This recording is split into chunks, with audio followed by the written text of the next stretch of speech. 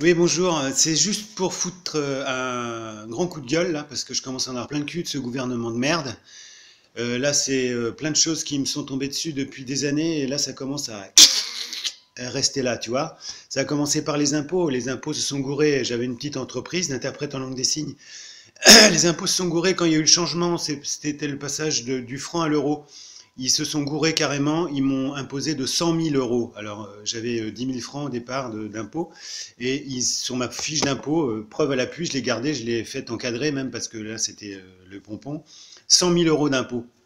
Donc impossible de payer ses impôts. Tu vas demander aux impôts comment on fait pour... vous avez fait une erreur dans vos calculs, donc j'ai amené toutes mes... J'avais un comptable à l'époque et tout, donc tout était réglo. Ah non, les impôts, donc tu dois payer, et une fois que tu as payé, tu fais réclamation, et s'ils se sont effectivement gourés, ils te remboursent. Donc 100 000 euros, c'était impossible pour moi de payer ça, donc j'étais obligé de faire une demande de faillite personnelle. Donc ce qui a été fait, donc ils ont effacé ma dette grâce à une faillite personnelle. Suite à ça, dépression dit un peu de bibine, je me fais gauler avec un peu d'alcool dans le sang en 2003, l'année d'après, donc on me rend mon permis, on me laisse repartir, ça dort. Donc voilà, la vie est comme ça, mais pendant ce temps-là, eux, ils s'engraissent tous, ils en mangent, ils en bouffent, ils sont exonérés d'impôts sur certaines charges, ils peuvent cumuler les mandats, ministres, députés, le Conseil constitutionnel, les anciens présidents, Valéry Giscard d'Estaing, il a encore je ne sais plus combien de milliers d'euros par mois qui tombent parce qu'il a été président de la République, ça vaut une blinde tout ça. Les économies, on peut en faire les économies, tous ces petits morbacs là de sous-préfets, de préfets, etc. Ils en croquent tous. Voitures de fonction, chauffeurs de fonction, logement de fonction, bouffe gratuite, ils payent leurs courses, on paye leur voyage, on paye tout. Tout ça cumulé, ça fait des économies énormes. Mais non, ils préfèrent nous raqueter, tous nous raqueter. Donc j'ai voté Hollande, comme tout le monde, comme un gros con que je suis. Et voilà, maintenant, je payais pas d'impôts avant qu'Hollande passe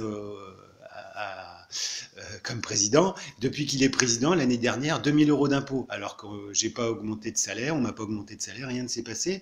Entre les deux, j'ai juste mon fils qui est rentré à l'université et qui est plus sur ma feuille de déclaration. Donc, impôt multiplié par 2000. C'est fou, ça, quand même. Hein. Merci, monsieur Hollande. C'est sûr que l'année prochaine, je ne voterai pas pour toi, gros con.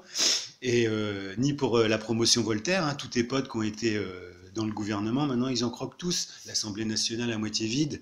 Et ils sont tous payés, hein, même s'ils ne sont pas là. Donc voilà, après, suite à ces petits problèmes, donc j'achète une maison en 2011, et pan avec tous les problèmes d'impôts, etc. 2012, pan cancer. Les banques, c'est pareil. Donc les banques, la maison, il y a une, une assurance pour la maison. Cette gentille assurance me dit vous êtes prêt à 100% pour la santé et pour le décès, etc. Donc l'année d'après, cancer de l'estomac. Donc je dis à l'assurance, je suis désolé, mais donc je suis presque arrêté pendant un an, donc il faudrait faire quelque chose. Ah désolé, mais vous avez reçu ce papier, j'ai le papier, une lettre, non je l'ai pas le papier justement, une lettre stipulant que vous n'êtes pas pris à 100% pour la maladie, on ne vous prend pas en charge en maladie. Et on vous fait payer une surprime d'assurance, 70 euros par mois, rien que pour l'assurance maladie, de l'assurance de la maison.